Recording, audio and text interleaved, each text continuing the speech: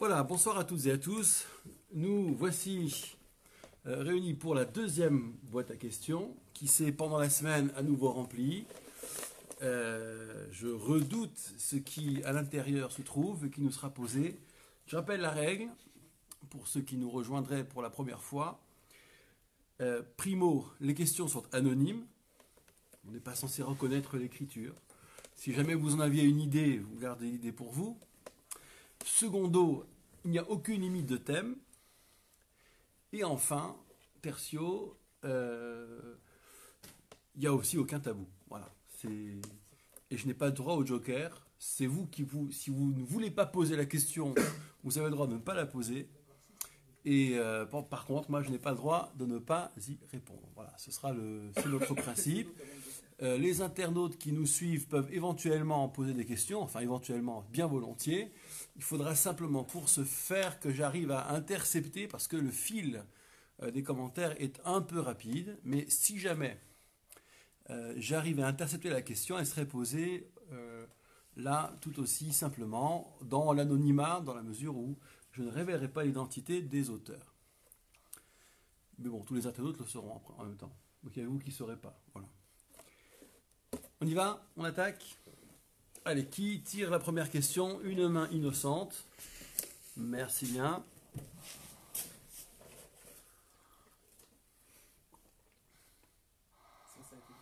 Je vois qu'il y a une difficulté de décryptage de lecture. Peut-on se faire, je pense, un tatouage d'une phrase de la Bible? Peut-on se faire un tatouage d'une phrase de la Bible? D'un verset, donc. Je pense. Vérifions. Effectivement, c'est très mal écrit, mais c'est pas grave. Se faire un tatouage d'une phrase de la Bible. Bon, alors, je vais faire très court là-dessus parce que c'est facile. Il est un commandement biblique qui interdit les scarifications, notamment au moment de la mort d'un proche, de quelqu'un. Il était, semble-t-il, dans l'univers biblique des rites funéraires où l'on s'arrachait les cheveux, ou bien on se tondait les cheveux à un endroit ou à un autre de la chevelure, ou bien entre les sourcils, ou bien on scarifiait sa peau, c'est-à-dire, je vous rappelle le principe, que vous incisez la peau et introduisez une couleur, de manière à réaliser un motif, et ce motif est définitif. Est-ce qu'un tatouage tel que nous le pratiquons a à voir avec la scarification? Là-dessus, il y a une querelle de décisionnaires déjà médiévaux. Pour certains, le procédé, une teinture définitive, aurait à voir avec la scarification. Pour d'autres, non, ce n'est pas exactement le commandement biblique, ce ne serait qu'un interdit dit rabbinique. Après, les procédés de tatouage aujourd'hui, qui sont quand même très intrusifs au niveau de l'épiderme, c'est pas juste déposer une teinture comme ça définitive, c'est un peu plus que cela. Là aussi, il y a une querelle dans la querelle. Donc la réponse est, quel que soit le motif du tatouage, la loi juive n'y est pas favorable. Cela dit, si on devait apporter une petite nuance, ce n'est pas exactement le commandement biblique, en tout cas pas d'après tous les avis. Mais la question qui est posée est plus subtile que ça. C'est pas juste peut-on, ne peut-on pas. Il y a un élément qui peut semer le doute, c'est si le motif, est d'une valeur objective, à savoir verset biblique. J'imagine la provocation artistique qui consisterait, et c'est une noblesse de l'art que de provoquer, à écrire le verset biblique qui interdit la scarification. Ce serait pas mal ça. D'accord, le verset du Lévitique, là, tatoué en très très gros comme ça, ça aurait de l'allure. Bon, la question est posée. En fait, si on veut prendre un peu le dessus sur cette question, prendre un peu de hauteur, dans des termes très contemporains, qu'est-ce que pourrait être la démarche de procéder à des tatouages sur sa peau ou bien des scarifications? Dans une certaine démarche artistique, cela consisterait à dire que le corps peut être le support d'une œuvre d'art, peut devenir œuvre d'art. Donc il y a une démarche qui n'est pas tout à fait idiote, c'est le moins qu'on puisse dire, qui a sa part de noblesse.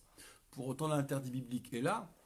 Reste à donc demander, interroger le sens de cet interdit. Qu'est-ce que ça nous ferait au fond si c'est pas pour servir l'idole, si c'est pas pour prêter allégeance, parce que les scarifications idolâtres, c'était à ça que ça servait, prêter allégeance à tel ou tel culte, ce dont la Torah ne voulait pas, et on peut le comprendre dans cet univers-là.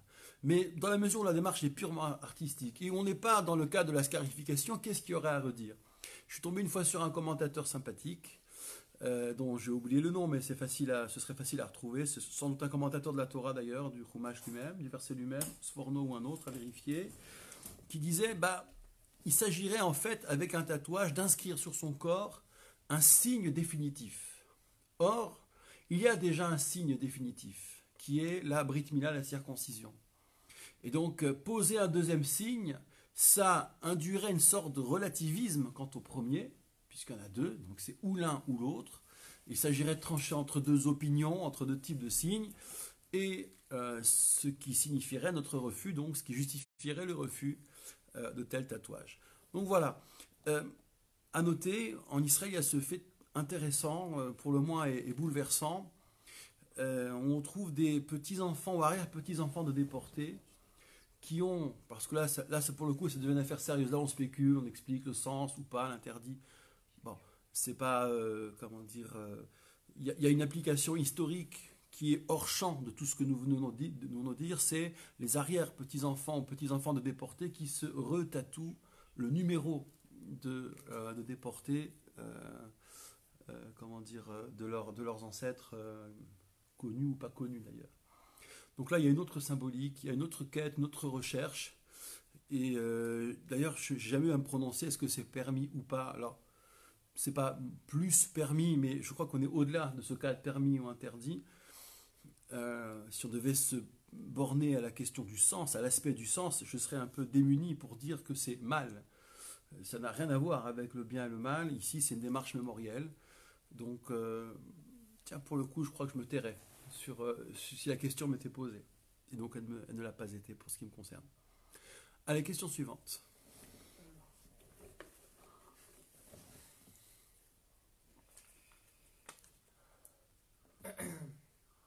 Ingrédient cachère, mais pas de théouda dans un restaurant cachère ou pas? Ingrédient cachère, mais pas de théouda dans un restaurant cachère. Ou pas. Ouais. On peut manger ou pas manger?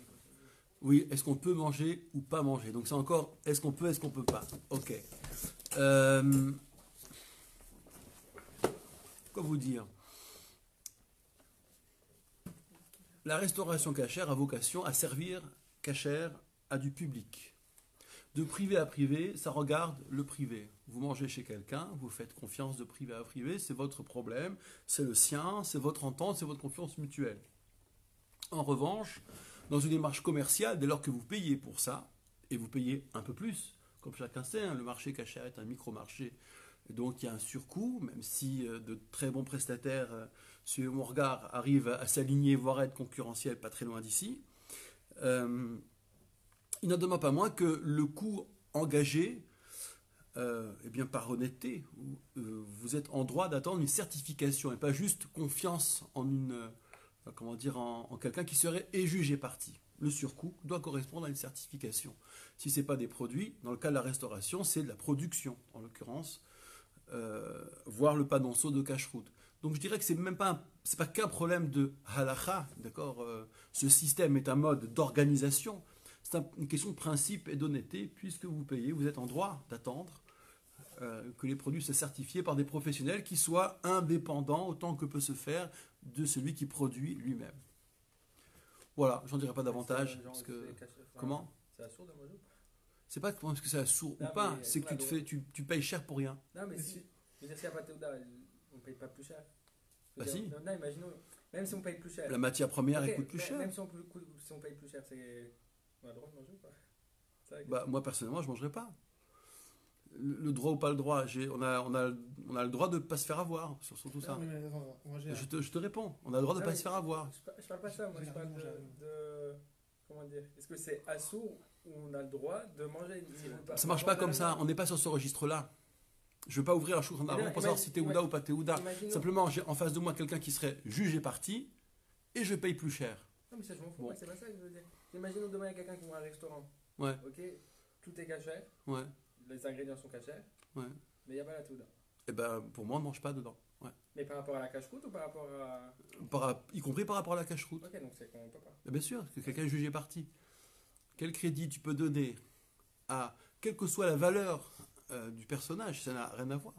Mais quel crédit on peut donner à quelqu'un qui serait sous pression économique, jugé parti? Tu comprends? Donc voilà, c'est réglé en fait.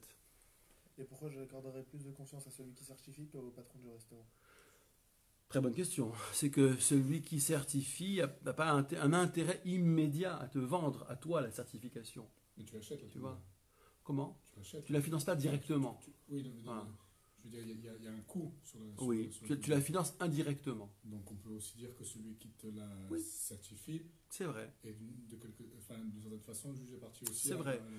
euh, Jugé parti, sauf que, Bah non, lui, il a rien. alors, en théorie, c'est une très, très bonne remarque ce que tu dis, parce que la labellisation en général, pas seulement sur la restauration, le rapport, la labellisation, ça passe par- exactement, qu'est-ce qu'elle vise? Est-ce qu'elle vise à générer un impôt communautaire, une taxation communautaire?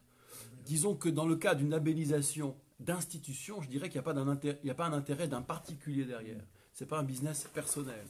C'est comme un impôt, c'est une forme d'impôt qui finance la vie communautaire. Dans l'idéal, dans le principe. dans les- Voilà.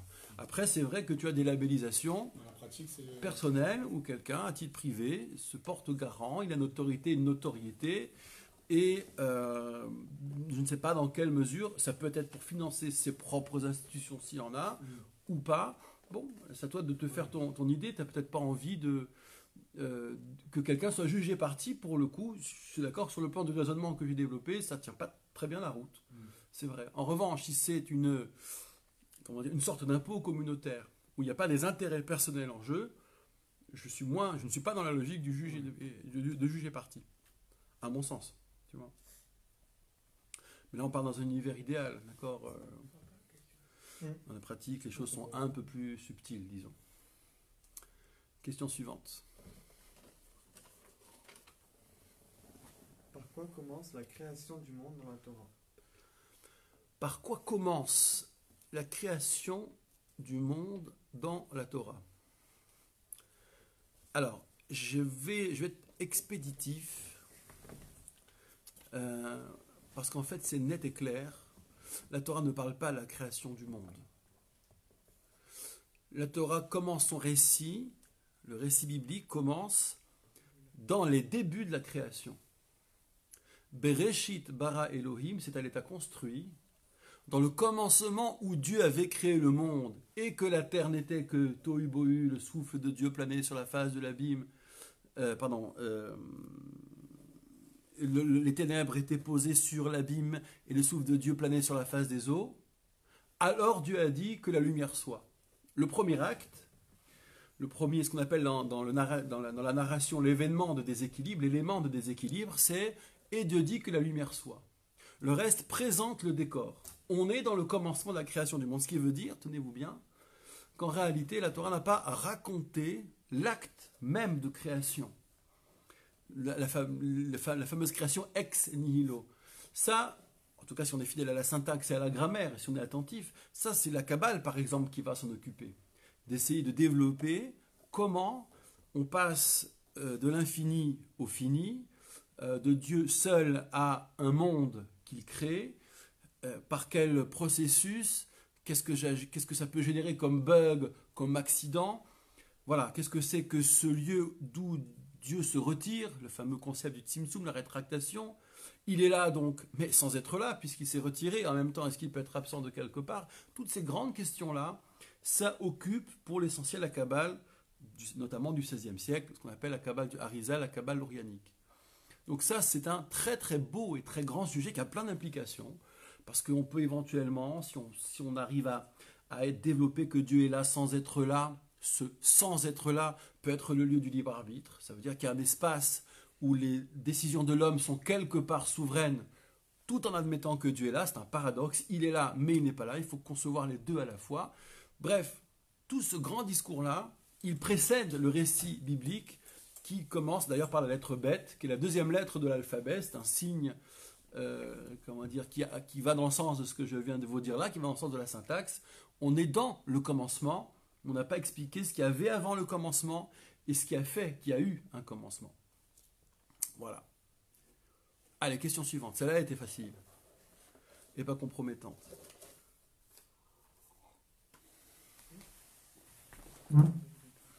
Peut-on rire de tout? Ah, la fameuse question, peut-on rire de tout?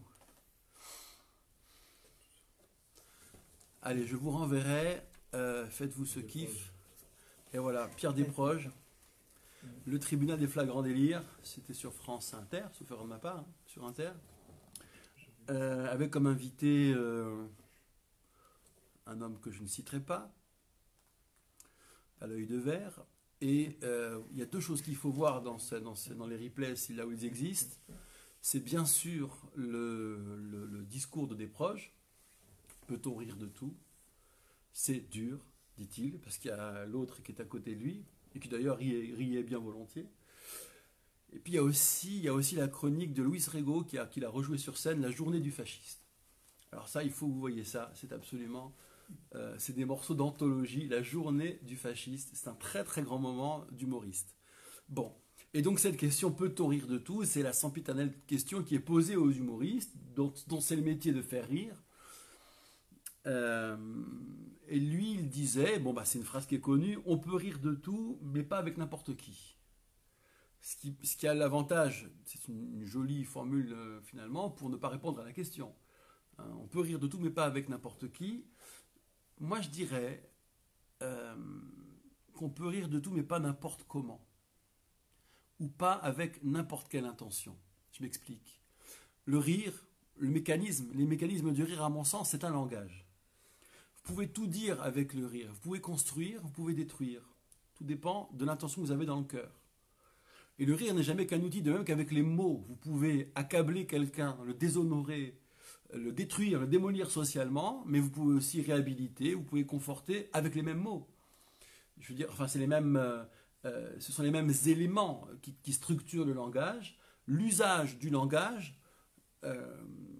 comment dire, à avoir avec, je dirais, la relation. Ce qui diffère, ce serait l'intentionnalité. Qui est en face de qui et l'intention, absolument, absolument. Par exemple, on va prendre le cas célébrissime Dieudonné. Bon, toujours pareil, qui n'a pas, semble-t-il, encore compris que ce qui est en cause n'est pas son art et son talent, qui plus est, chacun peut lui trouver ou pas du talent, mais c'est l'intention qu'il y a derrière. Mais comment? Moi, je mets du comique, je ne fais que rire, et en plus, c'est bien de rire là où il y a des tabous, là où il y a... Moi, j'installe du rire, dit-il, comme si le rire avait valeur de dialogue, comme si le rire avait valeur d'investigation, d'enquête, était porteur de vérité. Pas du tout. Le rire peut très bien être raillerie, tout dépend de l'intention. Est-ce que vous pensez vraiment qu'il n'a pas compris ou qu'il joue plutôt sur l'ambiguïté? Moi, je pense qu'il sait au contraire très bien ce qu'il fait. Non, je pense qu'il est limité en fait. L'idée que je me suis fait du bonhomme, c'est qu'il était limité, J'ai l'impression qu'il sait très très bien ce qu'il fait. qu'il a une forme d'intelligence, mais qu'il manque quelque chose, et d'autres, qui avaient le verbe plus sophistiqué, Soral et d'autres, ont rempli cette case chez lui. Et puis après, il y a l'effet de sentiment de persécution. Oui. Plus il en rajoutait, plus il avait les portes qui se fermaient, donc ça vérifiait. Oui. Si tu veux, c'est presque un délire complotiste, d'accord, qui est fait de fragilité, mais aussi de méchanceté. Il n'est pas, exempt de tout ça. Mais moi, je pense qu'il est conscient vraiment de ce qu'il fait. Et je pense qu'en se victimisant, du coup, il se fait rallier. Il a réussi à faire rallier sa cause par des gens qui se sentent vraiment lésés dans la société. Ouais. J'ai l'impression que c'est Je pense que tu as raison, ce public, cette adhésion, parce qu'il remplit les salles. C'est même ça pire fonctionne que très bien. Il se fait payer ses amendes et ses trucs, au final, par le financement de tous les trucs qu'il a mis en place. Bien sûr. Ouais, d'ailleurs, il va au procès semaine Ouais, prochaine pour blanchiment d'argent. Bon, donc effectivement, ce manège-là d'exploitation de la persécution, entre guillemets persécution, peut très bien orchestrer, peut fonctionner, voire même être d'une certaine mesure lucrative, mais c'est du très court terme. En revanche, au-delà du cas de Dieudonné, ce qu'il faut analyser, c'est pourquoi un tel produit fonctionne. D'accord. Qu'est-ce qu'il y a derrière? Là, c'est plus profond, c'est plus intéressant. C'est même plus inquiétant. C'est plus inquiétant. Hein. Lui, il surfe sur un marché. Il y a un marché à prendre. Ah oui, c'est un business. Il l'a pris, c'est du business. C'est un business. Bon, il fait ça, compte tenu de la réduction dans laquelle il s'est enfermé, il fait ça assez bien. en termes de business. Ouais. Mais je pense que ça aura ses limites. En revanche, pour revenir à la question construire, détruire, le rire qui construit, le rire qui détruit, je vous renvoie à une analyse que j'avais faite dans la Torah du rire de Sarah et du rire de Ishmaël. Alors, je vous la fais courte là encore. Sarah, on lui annonce, elle est vieille, on lui annonce qu'elle va avoir un gamin, elle rit. Bon, Abraham avait ri aussi avant, c'est dans le parachute qu'on a lu il n'y a pas très longtemps.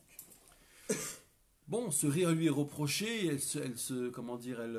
elle rétorque qu'elle a pas ri, mais elle a ri quand même. Bon, mais on lui fait pas un procès outre mesure sur la qualité ou sur le message que véhicule le rire. Un peu plus tard, vous avez le gamin est né, Yitzhak est né, et la Torah raconte que Sarah regarde le fils de la servante qui était né bien avant. La servante c'est Hagar, son fils c'est Ishmaël en hébreu Ismaël, qui est en train de rire. Et c'est le même mot, metzahek. La racine, tzahak, tzechok, le rire, donc c'est le même mot. Et là, Rashi sur place fait un amalgame de plusieurs sources du Midrash qui nous dit dans le rire, il n'y a rien d'autre que le meurtre, l'idolâtrie, la licence, l'inceste si vous préférez. Les trois grandes têtes de chapitre les plus négativement chargées. Tout ça dans le rire d'Ismaël. Alors, on se demande, mais je comprends pas, c'est le même mot, et on nous dit que ce mot-là renvoie à ces registres terribles. Mais Sarah ne lui a pas fait ce procès. Et pour cause, on n'imagine pas que dans ce rire, il y ait tout ça. En fait, c'est assez simple. Sarah a rigolé à l'annonce, et Ismaël rit, il y a le gamin devant lui déjà. Et ce qui n'est pas la même chose. Quand Sarah rit à l'annonce, qu'est-ce qu'elle fait? Il y a un universitaire qui s'appelle Auboin, qui a consacré un gros livre dans les années 50 sur le comique, sur les ressorts du comique, et qui nous donne cette formule qui résume un peu ce travail très complexe. Le comique naît de la conciliation ludique de deux inconciliables. Alors c'est une phrase qui n'est pas drôle du tout, mais qui donne le mécanisme du rire. Conciliation ludique de deux inconciliables. Vous mettez deux personnages qui n'ont rien à voir l'un avec l'autre. Vous mettez une situation drôlatique ou ridicule, et vous obtenez du comique. Ou bien un personnage avec une situation décalée avec lui. Par exemple, un type qui est bien sérieux, qui attend son bus, et puis qui glisse dans le caniveau, et puis qui se gaufre avec son costard et son attaché-case. À l'époque, on avait des attachés-case. Vous êtes à côté, vous ne pouvez pas vous empêcher de rire. Vous devez étouffer votre rire tellement ça affiche mal, tellement c'est pas gentil de rire de lui. Pourquoi? Parce que c'est décalé. Bon. Donc Sarah, qu'est-ce qu'elle fait? Elle cherche à concilier deux inconciliables. Elle a une annonce qui est miraculeuse, qui n'est pas rationnelle. Elle est vieille, on lui dit tu vas avoir un gamin. Pour concilier les deux, elle met du rire, pour rendre la chose quelque part concevable. Il y a des comiques qui font ça très bien, qui arrivent à rire des sujets les plus graves, et ça permet de dédramatiser le lien qu'on a avec le sujet, de jouer sur un décalage qui n'en est plus un, puisque sous forme de jeu, on s'est mis à côté de la maladie, à côté du chômage, à côté de la misère. Et parfois des thèmes qui pourraient être très très limites, mais quand on sait l'intention du bonhomme, on sait qu'il veut réconcilier quelque part. D'accord? Enlever la charge d'angoisse pour y mettre de la tranquillité. Avec Dieudo, c'est exactement comme dans l'autre partie du récit biblique que fait Ismaël, il rit devant le gamin qui est déjà là.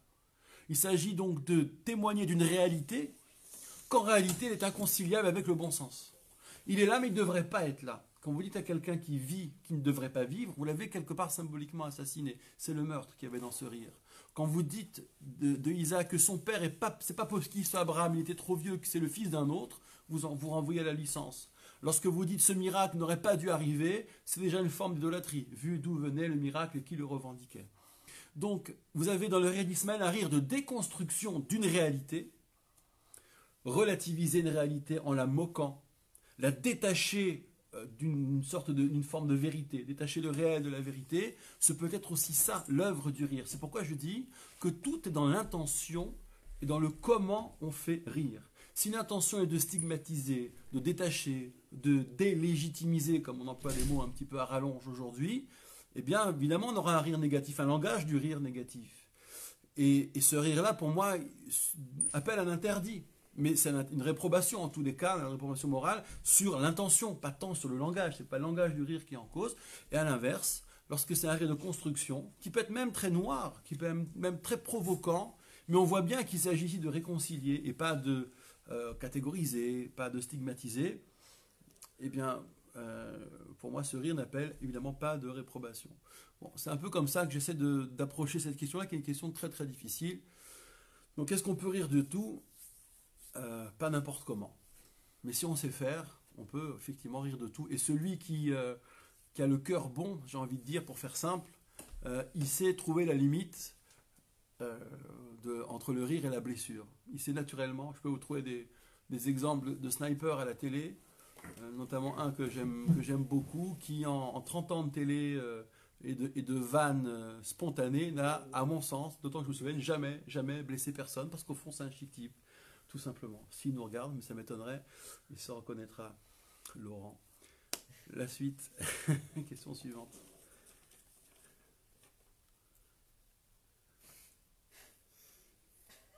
Ah, c'est une question qui fait rire apparemment, qui fait sourire tout le moins. Refuser la masturbation avant le mariage, n'est-ce pas irréaliste.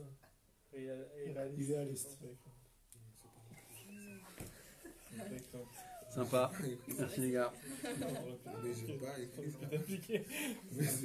Donc, comme convenu, on ne cherche pas l'auteur à la question.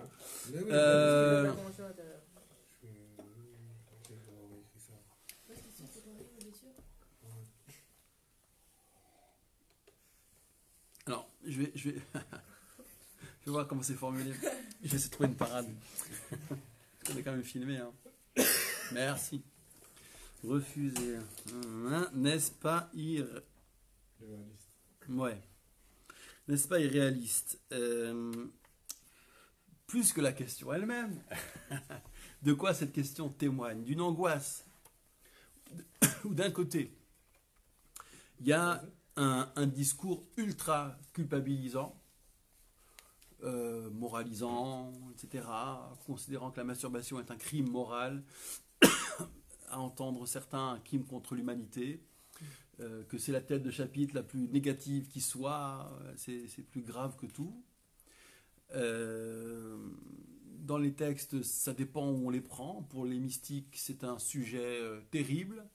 Si on écarte la mystique, c'est un sujet comme un autre, qui n'est pas si terrible. Mais que voulez-vous, il y a un discours qui a pris la place de l'étude véritable. C'est un sujet qui n'est pas étudié, c'est un sujet qui est invoqué. Et qui est invoqué où chacun y met ses tabous, il met ses angoisses surtout, et qui est fait pour générer de l'angoisse. Bon.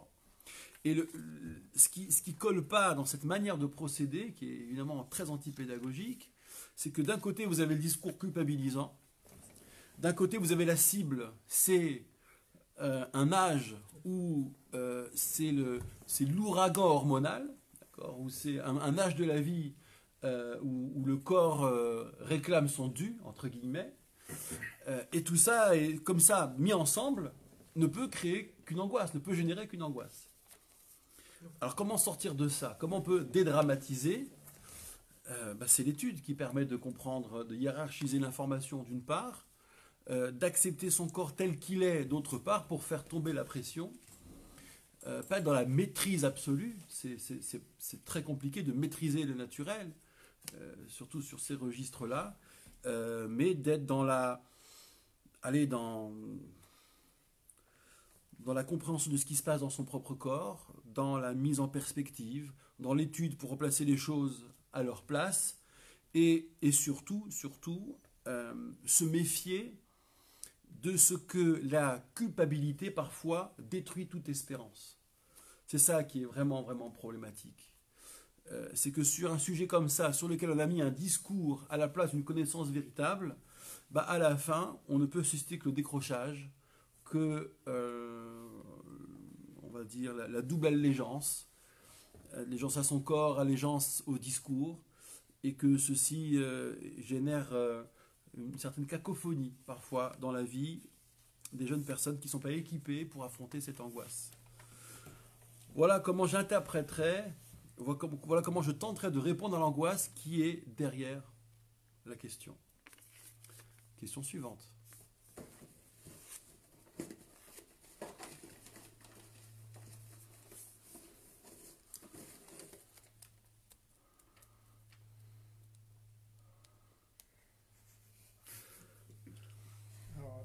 Il y a un problème de déchiffrage. C'est en hiéroglyphe, c'est en français J'arrive d'abord? pas à lire en fait.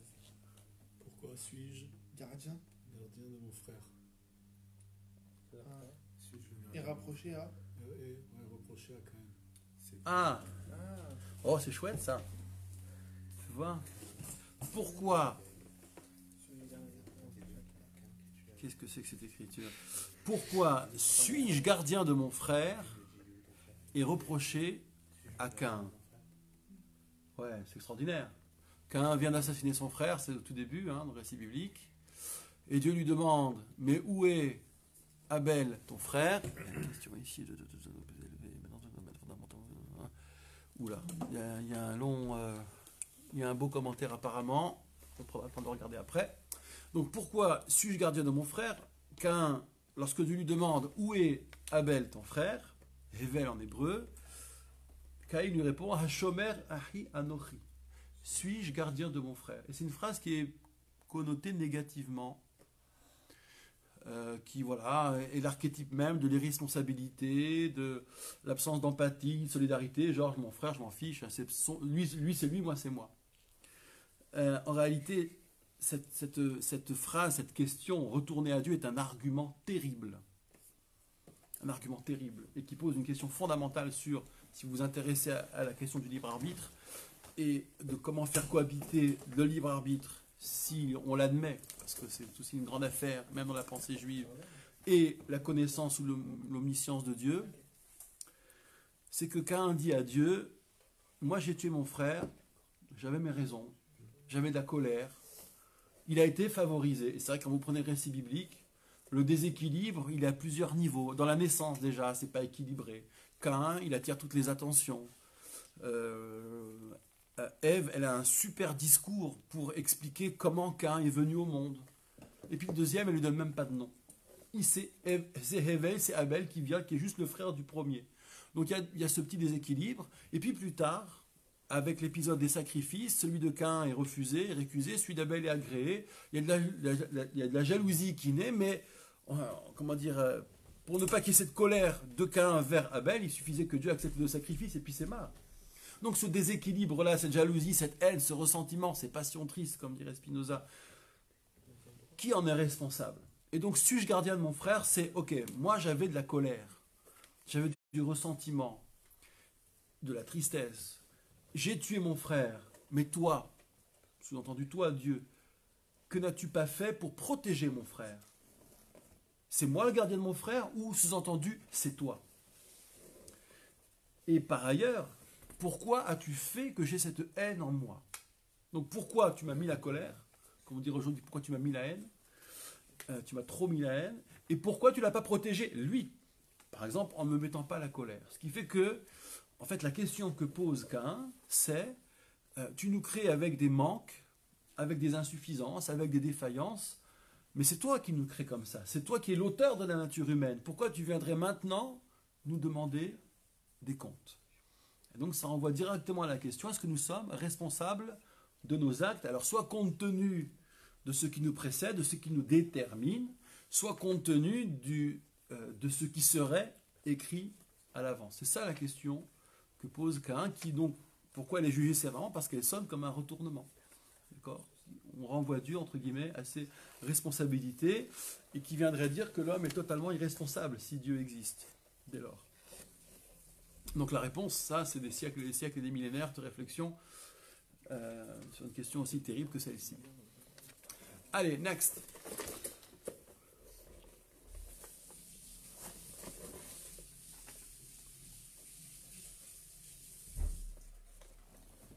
Ah, le visage de la main innocente. À l'évolution. Pourquoi retirer l'évolution des programmes scolaires? Oh, excellent. Ah, ça, j'aime la faire, cette question-là, elle me plaît. Ça. Qui supprime l'évolution? Qui supprime l'évolution? Ah, je dirais pas de nom. Ah, pardon. Pourquoi retirer l'évolution des programmes scolaires? Il arrive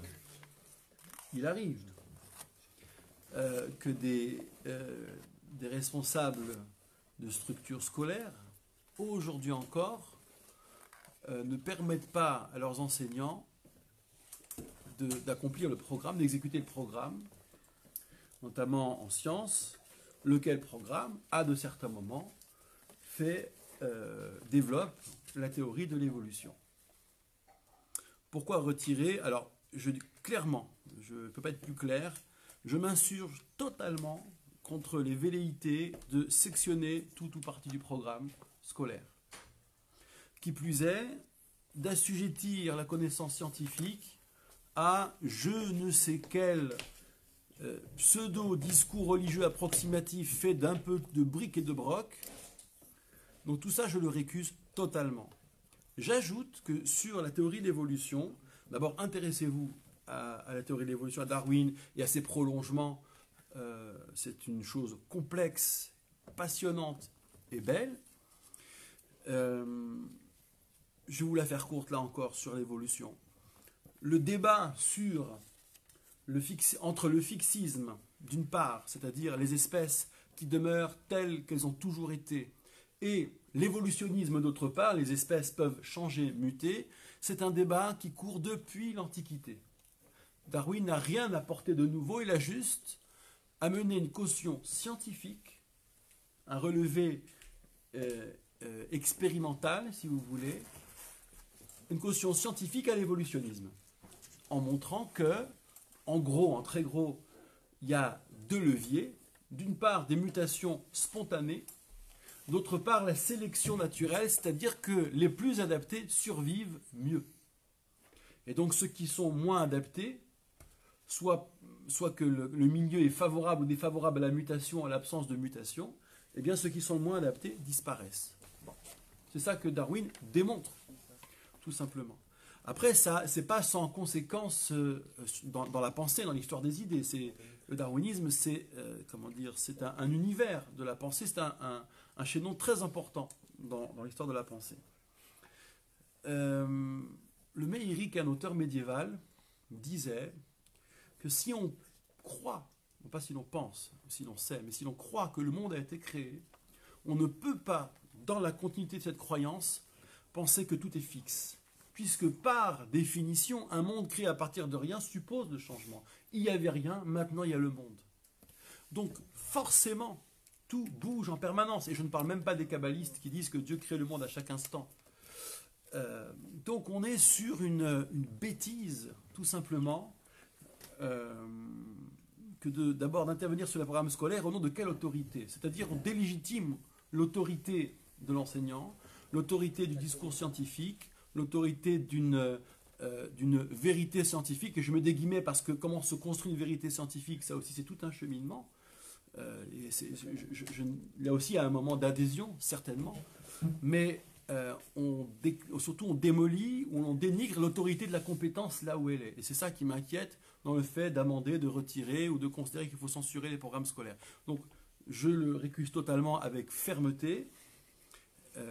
Et j'invite les responsables de structures scolaires à bien vérifier que les programmes sont exécutés, qu'on affronte la science avec bonheur, avec souci d'harmonie, avec souci d'étudier sérieusement les choses, à commencer par nos textes. Dernier mot sur la question de l'évolution. Rav Kook disait que la théorie de l'évolution est la plus belle théorie jamais imaginée dans la philosophie, qu'on prend dans l'histoire des idées, laquelle coïncide avec l'idée de la Kabbale selon laquelle le monde se répare en permanence. Le monde va vers plus de perfection.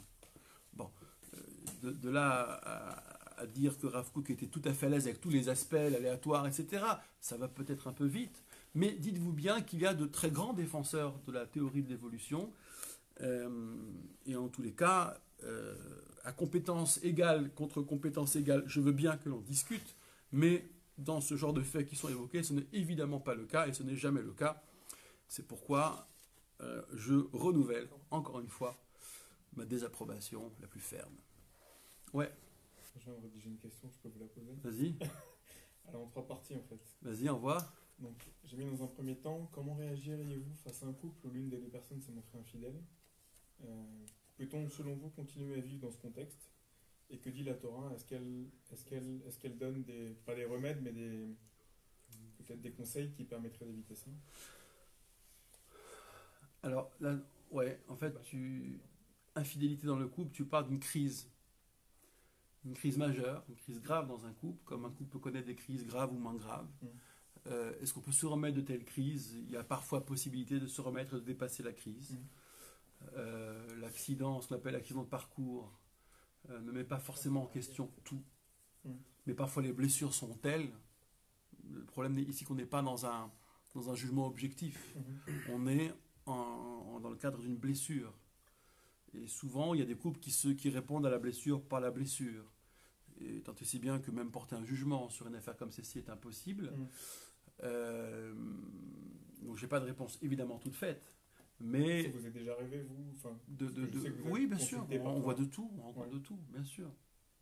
On rencontre de tout. Et Du c'est coup, beaucoup de. Quel est votre cheminement, vous, de réflexion face à un cas comme ça? Ah, c'est c'est-à-dire, si on vient voir un tiers, ça peut être le rabbin ou un ami ou n'importe qui d'autre, quand on vient voir un tiers, c'est qu'on est en recherche de solutions. Sinon, voilà, on détruit tout et puis c'est terminé. Voilà, aider chacun à pouvoir mettre des mots. Vous, ça serait plutôt de désamorcer du coup dans un premier temps, essayer de comprendre pourquoi? Pas Et c'est ce qui comprendre, amène ou pas non, pas spécialement? comprendre, je suis Non. pas là pour comprendre. Ok. Je suis là pour que les gens trouvent le moyen de se comprendre eux-mêmes, entre eux. Voilà, c'est un moment d'accompagnement, d'écoute même des fois simplement, d'écoute active. Et est-ce que ce thème-là est abordé dans la Torah et comment il est abordé? J'imagine qu'il est condamné, bien évidemment, s'il est abordé, ou dans les textes. C'est complexe, c'est complexe. Oui, c'est abordé, c'est pas, comment dire, c'est abordé sans dogmatisme, tu vois. Bon, d'abord il y a la question de la symétrie de l'adultère, qui aujourd'hui peut surprendre, peut étonner. C'est-à-dire que la femme adultère, dans la Bible, c'est une figure en soi, c'est un univers en soi, et on parle peu de l'homme adultère parce que ça, dans le droit rabbinique, ça procède d'une construction juridique. Il n'y a pas la même gravité au départ dans les versets, mais aujourd'hui, le droit rabbinique a rendu équivalent les choses. Parce qu'à la base, c'est quoi? C'est plus grave pour une femme? Dans les versets bibliques, mais on est dans un univers qui n'est qu'un point de commencement d'élaboration du droit rabbinique. Oui, bien sûr. Après, la question n'est pas au niveau de la loi. La question, c'est pas là qu'elle se pose. Les gens, quand ils viennent te voir, c'est pas est-ce que c'est permis, est-ce que c'est interdit, est-ce que c'est grave, est-ce que... Non. La question, c'est il y a une rupture, il y a eu quelque chose de mort, qui est mort entre les deux. Est-ce que ce lien qui est mort, est-ce que ce corps qui est le couple, parce que c'est une matière organique, le couple, est-ce qu'il peut revivre? Voilà. C'est ça, voilà. C'est une question de résurrection qui est posée, en fait. Est-ce que ça peut revivre? Et comme nous croyons à la résurrection, nous croyons qu'il y a des choses qui peuvent revivre, ouais. S'il y a encore ce socle commun, s'il y a encore les raisons pour lesquelles on a fait chemin commun, elles sont toujours là, alors il y a lieu de considérer cette crise comme accidentelle relativement à. Et mon rôle n'est pas d'avoir un jugement moral. C'est pas comme ça qu'on va l'exprimer. Mon rôle est d'essayer de permettre aux gens, de eux-mêmes, par eux-mêmes, entre eux-mêmes, de savoir si ça va revivre, si ça vaut la peine, si ça va marcher. Voilà. Et il y a des couples qui sont devenus plus forts comme ça, tout simplement. Parce que les crises permettent de se connaître. Il y a des choses qui se construisent aussi dans la crise. D'accord ? Plus rapidement, de manière plus absolue encore que dans le non-dit, que dans le... et puis, ce qui peut être intéressant dans ce travail-là, c'est d'analyser les causes, pas seulement les conséquences, mais aussi d'où viennent les choses. Voilà. Il peut y avoir une cause qui est liée au couple, mais il peut y avoir aussi des causes individuelles. Mais multiples. À savoir, multiples. Ça peut être... Voilà, il y a entre la démarche cynique et l'accident de parcours, et le fait de s'être fait avoir, etc. Bon, il y a plein de scénarios possibles. Là, je ne peux pas te réunir en un cas. D'accord ?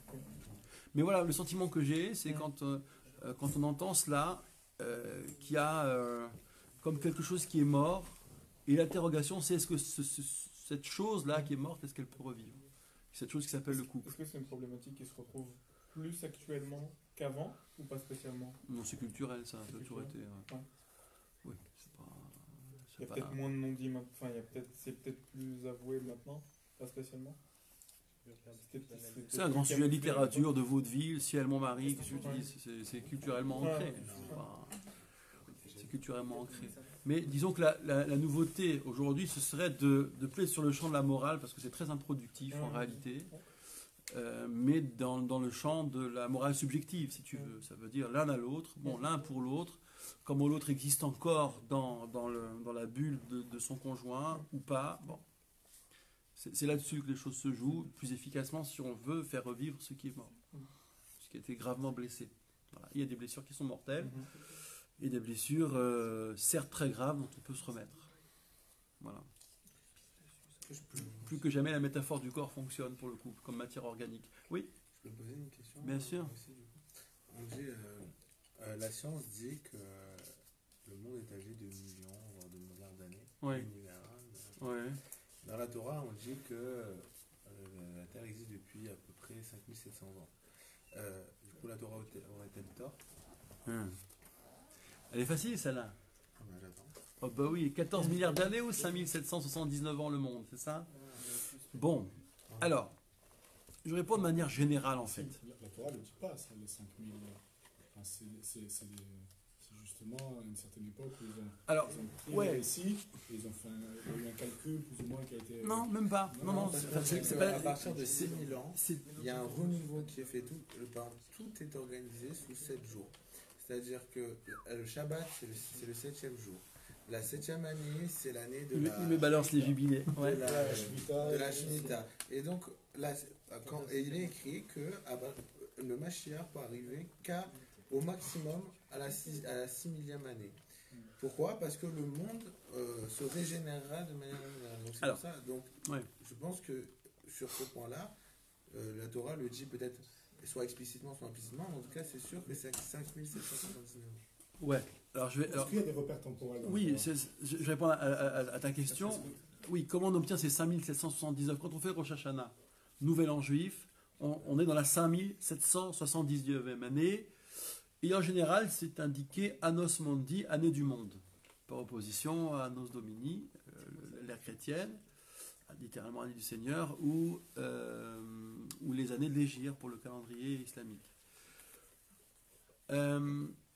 Alors oui, en fait, on prend le texte de la Torah et on remonte, parce qu'il y a beaucoup de généalogie, on remonte, on peut remonter le fil à partir de dates connues et à rebours donc, génération après génération, on peut remonter jusqu'à Adam, jusqu'à ce fameux premier jour. Donc c'est faisable, on obtient 5779. Il y a même un midrash qui s'occupe de ça, Seder Olam. Bon. Mais je dirais que sur cette question-là, comme de manière générale, sur les questions de rapport entre Bible et science, et puis il faut ajouter à cela le savoir talmudique, midrashique et la science, les connaissances des médiévaux, des sages plus tardifs et la science, comment ça se passe? Alors il y a 3 possibilités, il n'y en a pas 36. Ou bien, et là je vais me concentrer sur le récit de la Genèse par exemple, ou bien vous dites, c'est 2 narratifs différents. La science livre un récit sur l'âge du monde. Alors là aussi il faut s'entendre de quel monde on parle. C'est quoi la planète? C'est la galaxie? C'est le cosmos? J'en sais rien. Donc là, la science livre un narratif, la Torah donne un autre narratif. Je considère que ces 2 narratifs sont opposés entre eux, que l'un est la négation de l'autre, et donc je choisis. En tant que croyant, je considère que la science est trompée, et je dis c'est 5779.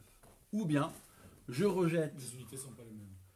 Attends, ça c'est le deuxième axe, on va y arriver. Ou bien, je rejette la Bible, la Torah, je dis voilà, c'est des sornettes, parce que je donne autorité. En réalité, une vérité scientifique suscite aussi une adhésion. Il y a aussi quelque part un acte de foi, pour moi, qui ne peut pas reproduire les expériences, quand même on me livre le protocole, donc je ne rentre pas dans cette subtilité, mais... Et donc là, on est coupé en 2.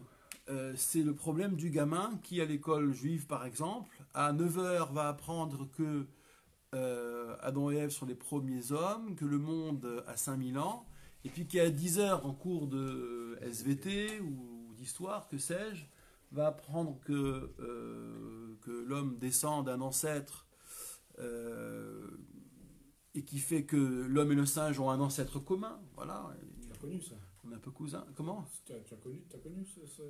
À titre personnel, j'ai jamais été confronté à ce problème, parce que je suis arrivé tard, moi, dans le scolaire juif. Donc, j'ai pas eu ce problème. Mais, alors, donc, qu'est-ce qu'on fait? Le gamin coupé en deux. Alors, ou bien il dit que son prof de matière juive est un rigolo, que c'est pas sérieux, ou bien il donne crédit à ce professeur-là et considère que le prof de science est un rigolo, que la science est une imposture. La science avec laquelle il va se soigner, ce faisant. Il va évoluer dans un monde technologique qui, évidemment, donc, s'appuie sur la connaissance scientifique, et pourtant il la récuse. Donc récuser la rationalité, c'est pas aussi sans conséquence. C'est aussi problématique, si ce n'est plus d'ailleurs, que de récuser la foi. Évidemment, c'est pas acceptable cette situation. Cette ligne-là est idiote, tout simplement idiote, parce que ça veut dire qu'on n'a pas lu les textes, qu'on n'a pas étudié les choses et qu'on en reste à des réductions. Et ça, c'est terrible, les réductions. On en a beaucoup parlé ensemble, de réduire les choses, pensant que c'est ça le savoir. C'est le petit résumé 5000 ans pointe à la ligne. Deuxième axe, deuxième possibilité, c'est d'essayer de mettre de l'érudition et d'étudier et de faire coïncider le narratif biblique, par exemple sur l'âge du monde, et le narratif historico-scientifique. En disant, ben voilà, en réalité les cycles de création ne sont pas des jours, c'est des périodes. En réalité, le coup des jachères, ça c'est un enseignement mystique qui nous vient du Moyen-Âge, qui est ancien, et même d'ailleurs qui est déjà dans le Midrash, en fait, dans l'Antiquité, à savoir qu'avant ce monde-là, il y avait d'autres mondes. Que faisait Dieu? Il créait des mondes et les détruisait. Borolamot Maharivan, Midrash Rabbah, c'est connu. Il y a la théorie des jubilés. Aussi, tous les 6000 ans, le monde connaît une ère messianique, puis est détruit et repart pour 6000 ans, et que de 6000 en 6000, on peut imaginer des cycles de jubilés dans les jubilés, au point que, il y a même un livre, semble-t-il daté du 4e siècle, qui porte le calcul situant notre monde à 13 milliards d'années environ, 13,5 milliards d'années. Ce qui, au miracle, coïncide un peu avec le narratif scientifique, pour peu qu'on s'entende sur les termes de la question, qu'est-ce que c'est que l'âge du monde? Bon. Alors ça, c'est sympa. Je dirais que c'est un peu gnangnan, parce que du coup, on se dit, ouais, la Torah l'avait dit avant tout le monde, etc. Bon. Donc il y a un petit côté, ça nourrit notre narcissisme, c'est bien, on est content, d'accord? On savait tout avant la science, il suffisait de voir dans le texte, sauf qu'on n'a jamais construit un Airbus en regardant la Bible, ni même inventé un médicament en regardant la Bible. C'est pas comme ça que ça marche. À mon sens, c'est le troisième axe qui est le plus intéressant, le plus fécond, c'est de considérer que la Bible n'est pas là, la Torah n'est pas là pour nous raconter comment s'est créé le monde, mais pour nous livrer un récit qui justifie le monde. Je m'explique. Il y a quelques années, j'ai déjà fait ce développement, je crois, devant vous, mais je vais me permettre de le refaire.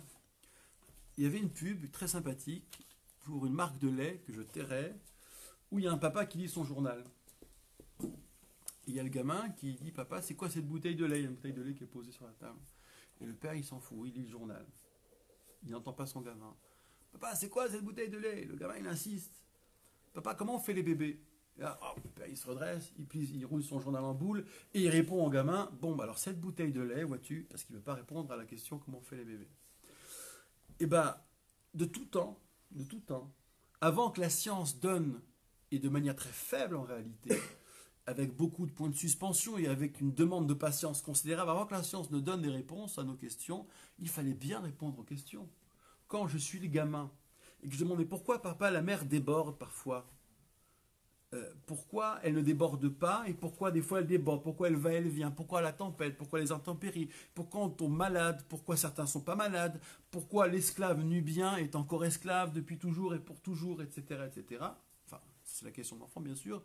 Donc, rendre compte des aléas de la nature, de la précarité de la vie humaine, des organisations humaines, d'un contexte politico-social, etc., des réalités politiques et sociales, tout cela, il y a des réponses. Ça s'appelle le mythe. Et le mythe, c'est pas... Quand on dit mythe, on pense mytho, mythologie, enfin, mytho en Kaira d'aujourd'hui. Tommy, ça veut dire un mensonge. Non, un mythe est un récit qui vient justifier le réel, parfois qui donne une origine à une cité, à un état, à nos identités. Et ce mythe est invérifiable par nature. Paul Venn dira du mythe qu'il n'est ni vrai ni faux. Il est au-dessus du vrai et du faux, puisque personne ne peut vérifier. Vous n'étiez pas là, ni moi, ni personne à la création du monde pour savoir comment ça s'est passé. Donc on raconte ça pour, justifier le réel, Et c'est un langage, comme le rire de tout à l'heure, c'est aussi un langage, le mythe. Ça permet quoi? Ça permet aussi de transmettre des valeurs. Et là, ça devient plus intéressant. Parce que ces récits ne sont pas neutres. Quand on nous dit que l'homme est créé à la fin, par exemple, qu'il est créé après les animaux, ça induit un certain rapport avec ces animaux, avec la planète. Ça veut dire qu'il n'est pas arrivé le premier souverain, qu'il est arrivé à la fin de la chaîne, dont on dira après quelle est la chaîne alimentaire. Alors, soit à la fin parce qu'il est la couronne de la création, soit parce qu'il doit bien sentir qu'il n'est pas exactement chez lui en totalité. Il y a les deux messages possibles et imaginables. De la même manière, le premier meurtre, ça nous renseigne. Les récits des patriarches nous renseignent. Le choix d'un peuple par ce récit nous renseigne sur ce que veut dire choisir, ce que peut être la vocation de ce peuple, et ainsi de suite. Donc tout s'explique par ces récits et répondent beaucoup mieux d'ailleurs que la science elle-même. Parce que comprendre comment le monde se constitue, quel est le calendrier de la formation du monde, comment évoluent les espèces, pourquoi elles évoluent, donner aussi le sens, ce que la science s'abstient de faire. Tout cela nous donne, du point de vue narratif scientifique, des réponses très très incomplètes. Et puis surtout, il faut beaucoup de patience. D'accord ? Tout le monde a envie de savoir le diagnostic exact de tout. Sauf qu'on ne sait pas le diagnostic exact de tout, pas comme ça. On a beaucoup d'incertitudes et les gens n'aiment pas l'incertitude. Donc le mythe a rempli une fonction, il la remplit encore. Le mythe a de très longs jours devant lui qui permet de décliner l'identité, de savoir d'où je viens, qui je suis, qu'est-ce que c'est qu'être un homme, qu'est-ce que c'est qu'être tel type d'homme, qu'est-ce que c'est que vivre en société. Et ça permet aussi d'inculquer des valeurs, ce qui va de pair avec l'identité le plus souvent. Et ça est extrêmement précieux. Bereshit, ça sert à ça. De nous dire qu'il y a un monde créé, ça veut dire qu'on est en dette vis-à-vis de ce monde. Et donc, quand on est en dette, ou bien quand on ne l'est pas, on ne se comporte pas de la même manière. Ça induit un comportement précis. En fait, j'avais ma réponse, je voulais savoir quelle était la vôtre. Du coup, non, en fait, il y a une réponse qui a été apportée par la théorie de la relativité d'Albert Einstein. Ouais. En fait, elle a été réutilisée pour répondre à cette question en disant, voilà, à l'époque... Dans un livre, c'est expliqué. C'est le livre de Monsieur Wanounou, il s'appelle. C'est un docteur en physique. Bref. Et donc, il disait comme quoi que... Alors, je ne vais pas utiliser les termes techniques, puisque je ne les connais pas et je ne les maîtrise pas, mais qu'au moment de la création, on n'était pas dans le même... On n'était pas dans le même espace-temps.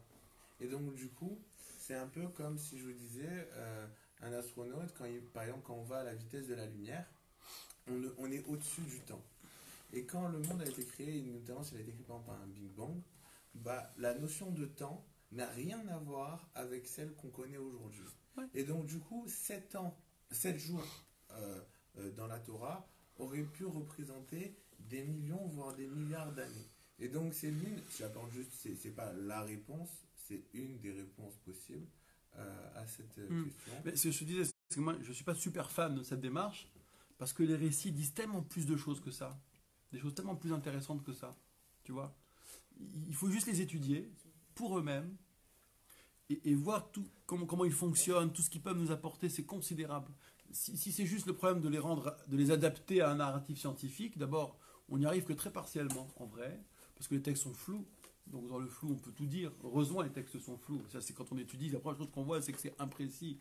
Ou en tous les cas, qu'on peut avoir plein de grilles de lecture et qu'on n'arrive même pas à livrer un narratif biblique, si tant est que ce soit ça l'objectif.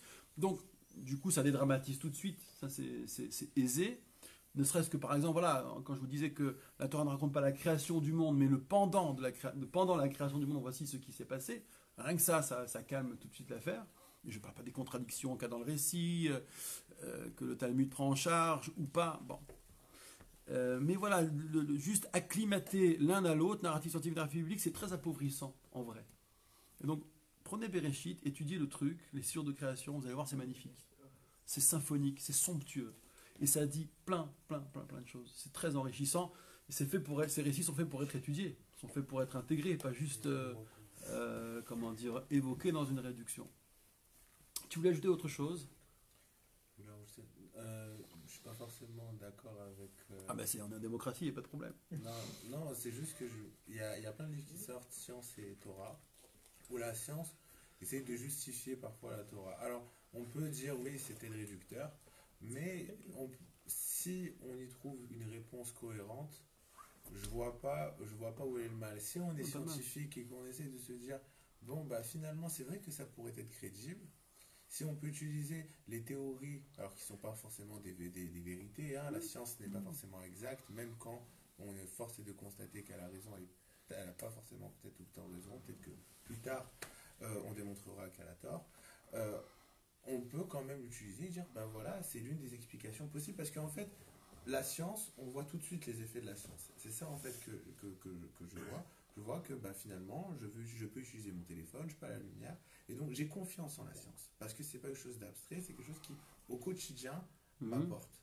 Et donc, si la science peut justifier certains propos de la Torah qui restent flous, bah, je vois pas où est le mal. Il n'y a pas de mal. En tout cas, Je dis juste que c'est... bah, ça peut Ah, bien sûr. Ça veut dire que conforter certaines personnes. la deuxième ligne, c'est ce que j'ai appelé moi la deuxième ligne que tu évoques maintenant, répond à la première. Plutôt que l'opposition frontale qui condamne à choisir, qui est une idiotie, alors montrons qu'il y a conciliation possible et dédramatisons. Mais une fois qu'on a fait ça, on a encore, à mon sens, loupé l'essentiel, le plus riche. C'est comme si je prends un tome, voilà, là, pour poser ce téléphone, j'ai mis des dictionnaires. Bon, il y a des trésors dedans, mais je les ai utilisés comme reposoir, d'accord, comme meuble. Ben, c'est un peu la même chose, si tu veux. J'ai un superbe récit, et je m'en sers pour caler un truc, d'accord, pour mettre de l'équilibre, alors que c'est dans le livre que ça se passe. Tu vois, les Misérables, c'est dommage d'en faire un bibelot. Un livre, c'est pas un bibelot. Bon. Et dans cette démarche-là, alors c'est très vendeur, je sais bien que c'est très très vendeur, mais au fond, qu'est-ce qu'il y a derrière ? Il y a aussi ce petit truc qui me gêne. On veut dire quoi à la fin ? On veut aussi dire que finalement la science n'a rien inventé, que tout était dans le livre. Et ça, c'est une posture, de croyant, mais purement de croyant. C'est-à-dire, ça assujettit la science à faire vérifier la foi. Et là, il y a un petit truc qui me gêne. Si la foi était démontrée, voilà, je réfléchis à voix haute, hein, je suis un peu fouillé dans mon propos, mais si la foi était démontrée demain, je serais le plus malheureux du monde. Parce que ça veut dire qu'on n'est plus des croyants. Tu vois, la foi, c'est un pari. La Emouna, c'est un pari. C'est un pari où je pose un acte de foi et je tiens pour vrai ce que je n'ai pas vérifié ou pas encore vérifié ou peut-être que je ne vérifierai jamais. Le jour où je le vérifie, cette croyance devient une connaissance. Il n'y a plus de pari, il n'y a plus de risque, il n'y a plus d'héroïsme dans la foi. Tu vois ce que je veux dire ? Pour moi, ce serait très triste ce jour-là. Si on me démontrait les contenus de la foi. Alors pourquoi croire ? Mais parce Qu'est-ce qui vous fait parce croire ? que c'est ça qui est beau. Il n'y a pas pourquoi croire. Croire parce que, point. Croire sans raison. Je pose pas la question. Tu vois ? Enfin, Croire sans raison et essayer de sentir après. D'accord ? C'est pas juste une posture, la croyance. C'est aussi une recherche, une quête. Donc la croyance n'est pas rationnelle. Précisément pas. Si elle devenait rationnelle, ce n'est plus de la croyance. En fait, le schéma est simple. Il y a une information qui t'arrive. On appelle ça, en langage philosophique, une croyance. Comment tu fais pour qu'elle soit vraie, pour la tenir pour vraie ? Ou bien tu la démontres rationnellement, et donc ça devient une connaissance. Voilà, c'est rangé, c'est donc vrai au titre de la connaissance. Ou bien tu décides de ne pas démontrer, ou bien tu constates que tu ne peux pas démontrer, mais tu tiens pour vrai la chose. Tu poses un acte de foi. C'est vrai parce que j'ai décidé que c'est vrai. J'ai décidé d'accepter que c'était vrai, même si je ne l'ai pas démontré. Ça, c'est la émouna, ça, c'est la foi. Et comment dire et donc, c'est plus du tout la même démarche. Moi, si demain on me démontre que tous les récits bibliques sont scientifiquement compatibles et vérifiés, si on me démontre que Dieu ne peut qu'exister, alors c'est plus la foi, c'est une connaissance. Et donc on n'adhère à rien. La raison adhère à la raison, c'est tout. Tu vois, il n'y a pas d'héroïsme là-dedans. Je pense que ça dépend des gens. Moi, ça me rassurerait. Moi aussi. Ah, bien sûr. Oui, ça rassure. Parce que là, ça veut Bien dire sûr, ça rassure. là, ça veut dire qu'il y a possibilité, lorsqu'on a la foi, qu'on se trompe totalement. Absolument, mais je tiens pour vrai quand même. Et des fois, je vais te dire, la force, ce rapport-là à la vérité est plus fort parfois que le rapport à la connaissance. Parfois, il est plus fort. Il permet de faire de plus grandes choses, de se dépasser. Parce que quand tu as dû te dépasser pour tenir pour vrai un truc invérifiable, il y a déjà une forme, on dirait d'héroïsme, mais le mot est même désuet. il y a une forme de dépassement ultime. Tu vois, dans la connaissance, on est dans une logique de boutiquier. D'accord? Je prends que si j'ai la bonne monnaie, que si j'ai la bonne marchandise, tu vois. Si c'est des connaissances vérifiées, je prends. Si c'est pas vérifié, je suis sceptique. Bon, c'est une logique, j'allais dire petite bourgeoise, en tout cas de boutiquier. C'est un peu désobligeant pour la bourgeoisie. En revanche, dans la croyance, il y a un vrai dépassement. C'est vrai, on est sur le fil, d'accord? On est un peu en déséquilibre. C'est compliqué. Cette abstraction-là, elle est très compliquée émotionnellement à vivre. Mais pourtant, c'est ça l'acte de foi. Est-ce que le débat était le même lorsqu'ils avaient on va dire, des miracles beaucoup plus... Il y en a à notre niveau aussi, mais ils étaient beaucoup plus peut-être perceptibles à leur niveau. C'est une bonne question, ouais. Enfin, tu sais, quand tu parlais de la science, tout ça, justement. Mais... Bon, retenons la question du miracle. Vas-y, pose ta question, on va Dans le sens compléter. où- parce qu'on associe la science, ces choses-là, à une forme de raison ou de quelque chose de très palpable, très vraiment concret. Alors, la science, elle se donne comme une mission de devoir tout expliquer. Et moi, c'est ça qui me gêne dans la science, c'est cette, Alors que c'est faux. cette démarche où tout est... Enfin, si c'est pas expliqué, alors ça relève de quelque chose qui n'a pas de Pour moi, raison. La beauté dans la connaissance véritable, c'est que plus on connaît, plus on se rend compte de l'immensité du savoir à acquérir. Ça, comment dire, il y a dans C'est ça qui me gêne dans la démarche la science, scientifique. elle cherche à il y a cette expliquer beauté dans le réel. savoir, C'est bien ça sûr. qui me dérange dans la science, c'est que il y a ce côté où, à partir du moment où il y a quelque chose qu'elle n'arrive pas à expliquer, alors ça relève de quelque chose qui est moindre, ou en tout cas qui est... Non, c'est quelque chose de mystique. On a du mal à... Quand qu'on rapproche pas à la raison, ou qu'on rapproche pas à une démarche scientifique, tu vois, quelque chose où tu donnes moins de Crédit. de crédit. En fait, pour moi, la science, elle a pour but d'expliquer le réel, tout ce qui nous entoure, d'abord. Soit, Après, les Soit. questions existentielles, du type pourquoi nous, pourquoi on existe. Bon, la science, elle ne peut pas répondre à ce type de questions parce que c'est pas dans son champ d'action. Et donc, c'est là, à partir de ce moment-là, où il y a ce gap entre ce qu'elle ne peut pas dire. Mais tu vois, là, C'est là où il y a la croyance. Regarde. Mais ouais, dans la Torah, si la science peut montrer que, par exemple, je donne un exemple. Quand il y a Moshe Rabbeinu a ouvert la mer en 12, d'accord, c'était pas en 2, mais en 12 pour les 12 tribus, ça paraît aujourd'hui peu crédible. D'accord, on se dit, mais comme par hasard, il y a un miracle pareil, c'est pas possible. Et tu serais pas rassuré si on te dit, bah, finalement, la science a montré qu'il y a à peu près 3000 ans, il y a eu, et c'est vrai, il y a eu aux abords donc, de la mer Rouge, un énorme, c'était montré scientifiquement qu'il y a eu un énorme raz-de-marée avec, en gros on avait montré que la mer était extrêmement agitée il y a 3000 ans, c'était vraiment pas possible. Je sais pas comment, mais j'avais vu un article comment ça s'appelle, dans Science et Vie. Et quand j'ai vu ça, un truc du genre, je me souviens plus. Et j'avoue que quand j'ai vu ça, je me suis dit, bon, si elle arrive à me dire ça, ça me rassure.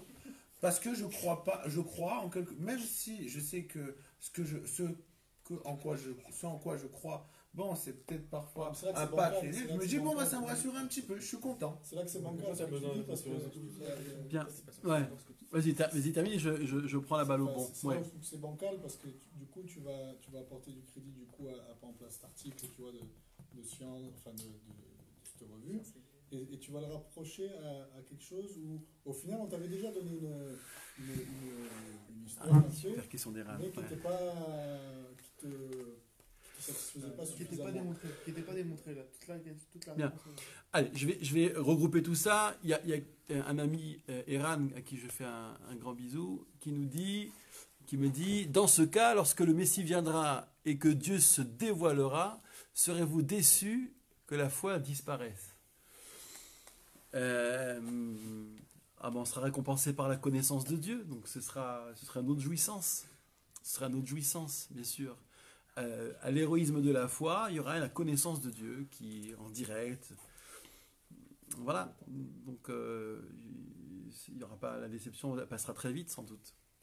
Mais là je parle pour maintenant, ici et maintenant. Alors, pour terminer sur cette affaire de mythe, de science, de foi, tu disais, mais la science ne donne pas le sens des choses.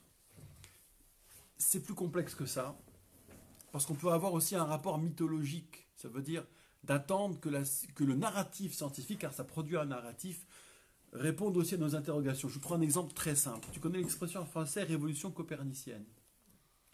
Lorsque l'on démontre finalement que ce n'est pas le Soleil qui tourne autour de la Terre, mais la Terre qui tourne autour du Soleil, vous n'imaginez pas comment cette démonstration impacte la perception que les humains ont d'eux-mêmes. Jusqu'à cette démonstration, l'on pensait que l'humain était au centre du cosmos, qu'il était le centre de gravité du cosmos. Alors, ça avait une inspiration biblique, mais pas que. D'accord ? Il y a plein de traditions de pensée qui confortaient cela. L'humain est au centre, et donc il est le sommet de la création. Et de dire que finalement la Terre tourne autour du Soleil, ça veut dire qu'en fait on est un petit moucheron qui tourne dans l'espace autour d'un astre. Ça déplace le centre de gravité. Le centre de gravité, ce n'est plus l'humain. Et ça, c'est une terrible révolution dans les esprits qui entraîne des révolutions de pensée politique, donc de politique, des révolutions sociales. Il y a toute un discours théologique qui porte sur l'humain qui devient pour le coup obsolète. Ou bien qu'il faut reformuler autrement, qu'il faut comprendre autrement, avec d'autres moyens, d'autres médias. Mais ça a changé beaucoup de choses, d'accord ? Donc quand la science apporte un narratif, qui plus est un narratif différent de celui qui était véhiculé par le mythe, ou par les croyances religieuses, ou autre chose, ou les courants de pensée, ou les hypothèses de philosophes antiques, eh bien, oui, ça produit aussi une révolution du sens. Donc c'est intéressant. Par exemple, aujourd'hui, tous nos dilemmes bioéthiques, qui sont liés au progrès, à la connaissance scientifique, interroge le sens. La science ne répond pas, mais elle donne un canevas pour qu'on s'interroge, vu le champ des possibles. D'accord ? Ce qui est possible et ce qui n'est pas encore possible. Donc on s'interroge sur ce que c'est que le début de la vie, sur ce que c'est que la fin de vie, sur ce que c'est que la vie, qu'est-ce que c'est qu'un homme, qu'est-ce que c'est que la parenté, qu'est-ce que c'est que la filiation. Tout ça, c'est le possible scientifique remet les questions, élargit les questions comme jamais on a pu se les poser jusqu'alors. Enfin, pour finir sur le miracle, Maïmonide dira que les miracles, ça ne prouve rien, parce que on voit dans les récits bibliques que les miracles n'ont pas fait la foi des gens, bien au contraire, que juste après la traversée de la mer Rouge, il y a quand même eu les révoltes que l'on sait, le veau d'or, les explorateurs. Donc le récit biblique est assez ironique de ce point de vue-là. Les miracles marchent très modérément, parce qu'en fait, miracle a à voir avec interprétation. Il y a aussi quel récit on produit à partir du miracle. Qui a fait le miracle ? Est-ce que c'était vraiment un miracle ? Est-ce que... Donc c'est, en général, dans la Torah, qui plus est dans les récits de prophètes et faux prophètes, prouver son propos en tant que prophète, c'est-à-dire vous êtes prophète et puis vous faites tomber la pluie ou bien vous faites arrêter le soleil, tout dépend de ce que vous allez demander ensuite aux gens. D'accord ? À quoi vous leur demandez d'adhérer ? Le miracle est qu'accessoire de ce point de vue-là. Donc il y a une relative méfiance. Les miracles sont un sourire, un signe, un clin d'œil, mais tout est affaire d'interprétation et de ce qu'on en fait. Donc on a un usage très modéré, somme toute, du miracle. Mais j'entends ce que tu dis, que d'avoir un bel article, quelque part ça rassure, ça conforte, c'est plaisant, ça nourrit notre fierté. Je parlais de narcissisme tout à l'heure, mais ça nourrit un petit peu ça. Mais encore une fois, étudiez les textes, écrivez autour avec un crayon en main et sortez tout ce que ces textes remuent en vous. Vous allez voir, vous allez sortir des trésors, de véritables trésors. Et ça c'est très très précieux. Et c'est ça qui fera du sens dans la vie. C'est ce que vous sortirez de ces textes-là, mais pour ça il faut les regarder et de près mener l'enquête. Allez, question suivante.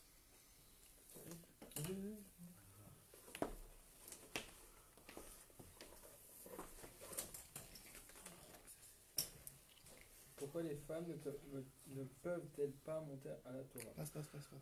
Alors ça, oui, donc il y a une demande de joker, parce que ce sera un sujet qui sera travaillé plus tard, ça. Je remets dedans ou j'enlève ? Non, ça enlève. Oui, on la met de côté, je vais la garder, parce qu'on va créer un groupe de travail là-dessus, sous peu.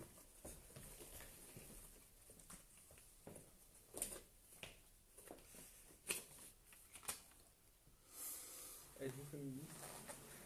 Êtes-vous féministe ? Oui. Non, ça, on enlève pas. Oui. Question suivante. Ça c'est clair. Une chanson de Michel Ferguin. Ferguin, peut-être, je sais pas qui c'est. Michel Ferguin. Ou Fin. Bon, on va changer. Enfin, je vais décrypter. J'ai l'habitude des écritures C'est le même odieuses. auteur que Féministe, ça. Ah bon? Il y en a une troisième de l'autre. Fugain, une chanson de Michel Fugain. Ah, mais non. Ah, Fugain. Non, mais j'ai bien aimé Le Chiffon Rouge, pour ceux qui connaissent. C'est un des derniers grands textes de gauche. C'est Michel Fugain, Le Big Bazar. Et puis, je sais pas moi, Monsieur Le Monde. Bref, tout est bien, Michel Fugain. Michael Jackson ou Prince, Goldman ou Berger, Brel ou Prince, Aznavour. pas Prince. Oh là là. Je connais pas. Bruel ou Hallyday, Tu connais Piaf pas ou Prince? Barbara. Tu connais pas Prince? Tu passes à me voir. Bah, c'est pas ma génération, ça, moi. Ouais, mais alors. Non, il est mort il y a 3 ans. Génération. Ah, Prince. je connais pas Prince. Là, je connais une chanson de lui, mais non. Fais faire la question, s'il te plaît. Non, faut toujours recommencer. Malheureusement, c'est pas ma génération. Ah non, c'est Non, pas. mais- D'abord, là, on parle d'artistes.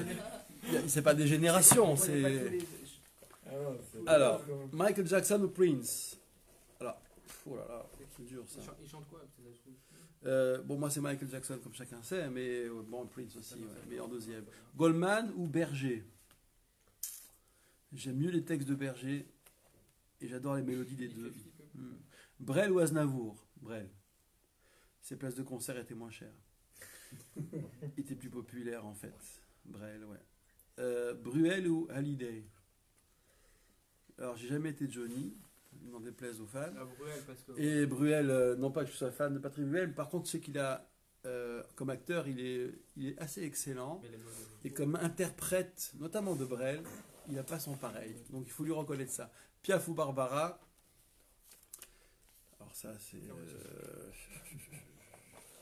C'est le même auteur. Les deux sont tragiques, quelque part, mais pour des raisons secrètes, je dirais Barbara. Allez. En fait, il y a le même auteur qui a écrit beaucoup de questions un peu inutiles. Ah, c'est possible parce que la boîte à questions a traîné un peu dans les mêmes Depuis tout à endroits. l'heure, c'est le même auteur en fait. Ah bon? C'est toi? Ah non, j'ai certaines cultures, moi. Ok, ça. Alors on y va, une question. Ouais, mais c'est des questions. Ah bah faut le laisser dans la boîte. Ah, bon. À tout le moins, non, jette pas les questions, jamais. Mais ça, vous venez de dire ça en plus ou moins. Ça. C'est quoi? La Torah et la science sont-elles fâchées? Ok, c'est bon, ça c'est fait, on peut la balancer. Je peux l'ajouter ça? Ouais. Ah voilà, ce que tu me dis. Si on peut le virer. Allez, vas-y, envoie. C'est la dernière question. Allez, la dernière pour la route, ouais. Ah, c'est la dernière. Si elle est courte, on en fera une deuxième, mais... Si Dieu peut tout faire à n'importe quel moment, pourquoi est-il nécessaire de prier? Pourquoi 3 fois par jour? Non, la question c'est pourquoi la prière? Je ne vais pas le lire en fait. Ils sont dans quel état? Ouais, non, mais Ouais, non, on est limite. Ouais, ça a déjà été plus ou moins traité, donc on va pas faire de redites. Pourquoi n'y a-t-il pas de femme rabbin? non, c'est. Bah, arrêtez votre choix sur une question, les amis. Non, mais c'est. C'est quoi? La Torah en veut-elle au noir? C'est excellent. Allez, viens, on va faire ça. Ça, j'aime ça. Ça, c'est de la provoque. C'est toujours le même, là? Ouais, c'est tout un. C'est toujours la même écriture. Hein. Papier blanc comme ça. C'est qui écrit ça? Jamais l'écriture. C'est toi? La Torah en veut-elle C'est pas mon écriture. au noir? Voilà une question dont la formulation est d'une indélicatesse crasse, mais je pense que c'est fait exprès. Bon. Je sais d'où vient la suspicion. Parce que, allez, si l'on devait fabriquer un discours raciste hostile à la négritude, qu'est-ce qu'on trouverait si on veut être méchant et si on veut trafiquer les textes? Il y a d'abord la malédiction, entre guillemets, du petit-fils, en fait, de Noé. Ce fils de Noé, Ham, qui a malmené son père. Il y a une querelle dans le Midrash pour savoir ce qu'il a fait exactement à son père. Et dans l'une des hypothèses comme dans l'autre, c'est pas très ragoûtant. Et je ne rentrerai pas dans les détails ici. Bon, le récit biblique nous dit qu'il maudit son fils en disant Arur kenaran Eved Avadim Yeleha, maudit soit le 4e fils de Ham. esclave d'esclave, il sera pour ses frères. Et certains ont fait l'amalgame. Ah bah oui. Donc si les Noirs sont esclaves, c'est bien fait pour eux, c'est le récit biblique. Cette réduction-là, car c'est une réduction, a parfois justifié les pires jugements et les pires traitements. Et là, on est sur une affaire grave. Parce que c'est pas juste du stéréotype comme on pourrait les dénoncer aujourd'hui. Ça génère des pratiques commerciales dans la traite d'êtres humains qui remontent depuis la nuit des temps, depuis l'Antiquité, et qui durent quasiment, en fait, il y a comme une continuité sous des formes différentes jusqu'à aujourd'hui. C'est un peu ce que je disais tout à l'heure. Il y a des récits bibliques qui viennent expliquer, non pas justifier, mais donner la source, l'origine de réalités socio-culturelles ou sociopolitiques. Dans l'univers biblique, on connaissait, dans les époques bibliques, on connaissait la traite des esclaves nubiens qu'on voyait toujours arriver de là-bas pour être vendus partout dans le Moyen-Orient, jusque dans le Maghreb ou dans la Méditerranée, que sais-je.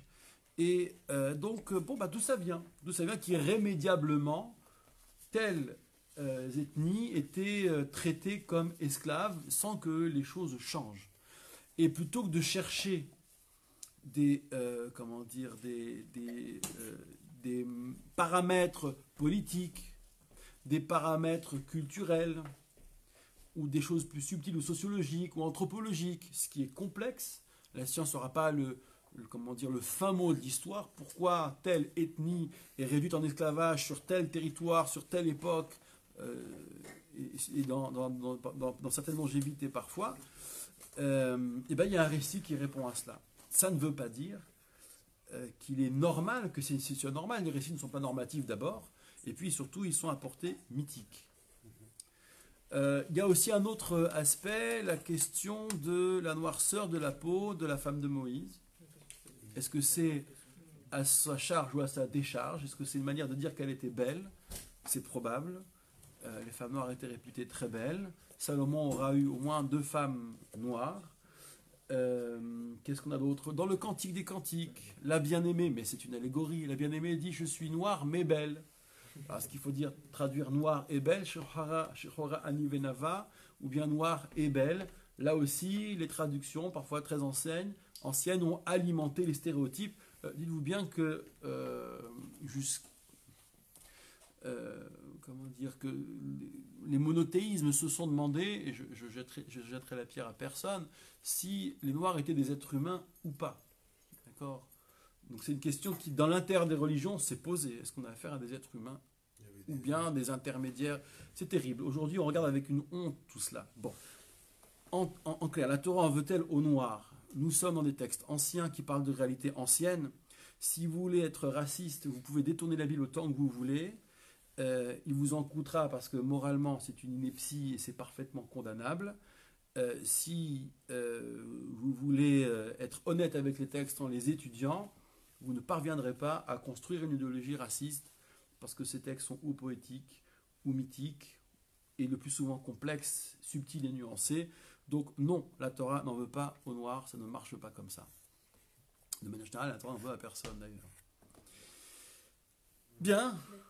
Bon, écoutez, je vous félicite pour ce tour de force. On a effleuré des thèmes qui ne sont pas les mêmes que ceux de la dernière fois, donc on a réussi ça. Je vous donne rendez-vous, donc il y aura encore d'autres questions, je pense, d'ici là. On va faire en sorte que la boîte à questions puisse traîner un peu partout, avec de quoi écrire et de quoi la remplir. Et d'ici là, je vous souhaite une belle fin de semaine. Shabbat Shalom par avance, on est déjà mercredi. Et à très bientôt. Chazak à tous et à toutes.